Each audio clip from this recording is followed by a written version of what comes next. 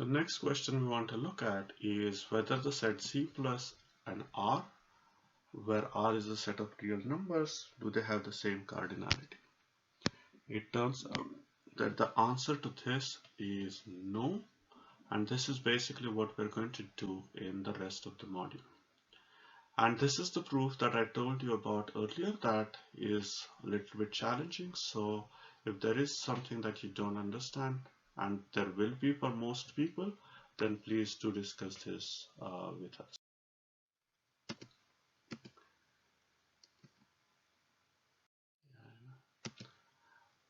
Before we get into the proof of showing that there is no bijection from C plus to R, I want to look at a problem that is slightly different.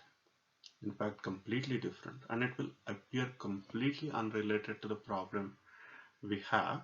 But please bear with me because this problem will help you understand the actual proof that we want to do. So here is the problem. There is a box. Alice wants to prove that this box contains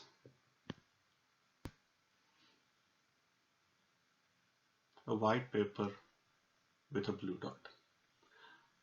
Now, the way Alice can prove this is Alice opens the box and shows Bob the paper that's white and has a blue dot on it, and Alice is done. Note that there is not meant to be any tricks here. It's all, nobody's trying to cheat anything or any such thing. I don't want you to go in that track when you're looking at this particular problem. Let's look at the next problem. Here, Alice wants to show that the box does not contain a white paper with a blue dot. So let's say Alice tries this. Alice opens the box and shows Bob a white paper with a red dot. Is that a valid proof? And the answer is no, because there could be other paper which is white and has a blue dot on it. So that's what makes proofs that showing the box does not contain something is going to be a little bit more challenging than showing that the box contains something.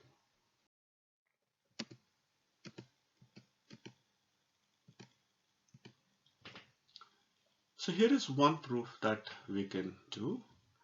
Alice opens the box and Bob is allowed to examine all contents of the box to make sure that it doesn't contain a white paper with a blue dot. It's a little bit challenging, but it's potentially doable. So this was the idea of our proof.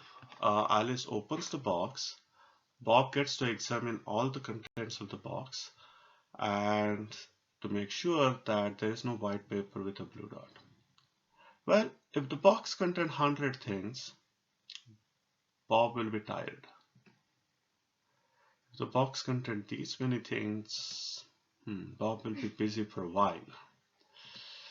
What if the box contains infinitely many things? Now, that doesn't even work because if there are infinitely many things, Bob does not have the ability to go through all of them, no matter how much he works.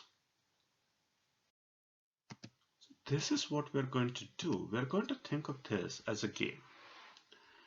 In this game, Bob chooses a random object from the box, just one object.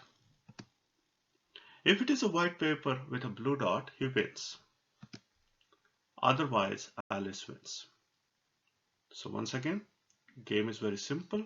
Bob randomly chooses one item from the box. If it's a white paper with a blue dot, he wins. If it's not a white paper with a blue dot, he loses. Alice wins. Game is extremely unfair to Bob, but that's okay. Now in this game, if I could prove that Alice will always win, that means that there is no white paper with a blue dot in the box. I want to emphasize always is not the same thing as almost always. And this is something I will remind you many times, because what I need to show is Alice will always win. I don't want Alice to win with a probability of 99.99999%. I want Alice to win always. What I want you to observe is, if we could think of this game between Alice and Bob, and Bob is the one choosing the object, and then we decide whether Bob or Alice wins.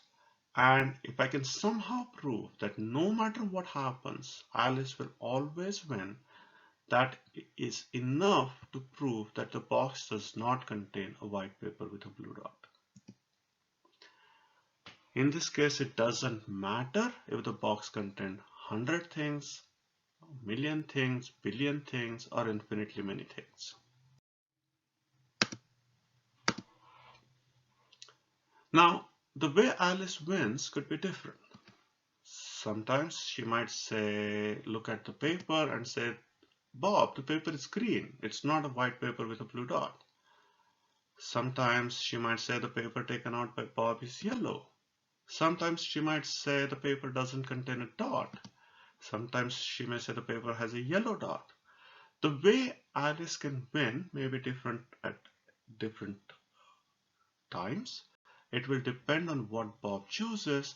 However, we need to show that if Alice wins all the time, that is basically what is going to complete our proof.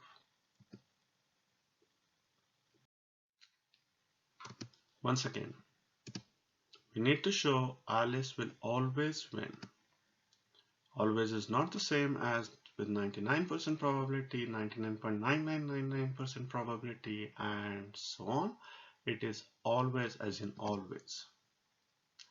If you want to know the difference between always and almost always, read this sentence, and that will tell you the difference between always and almost always. We want Alice to always win, not almost always. Once again, we have reached the check before you go ahead slide. I want you to see if you understood the game between Alice and Bob, why it was guaranteed that if Alice will always win, that was enough to show that the box did not contain a white paper with a blue dot. And the proof is essentially this. If the box contains a white paper with a blue dot, Bob has some chance to win. If the box had 100 things, Bob has only 1% chance of winning. If the box had a million things, Bob has even less chance of winning. If the box had infinitely many things, the chance that Bob will win is very, very, very, very, very small, but there is a chance that Bob will win. If the box does not contain white paper with a blue dot, Bob has no chance of winning. If you have understood this proof, the next, which is the actual proof to show that C plus to R there is no bijection, would be a lot easier.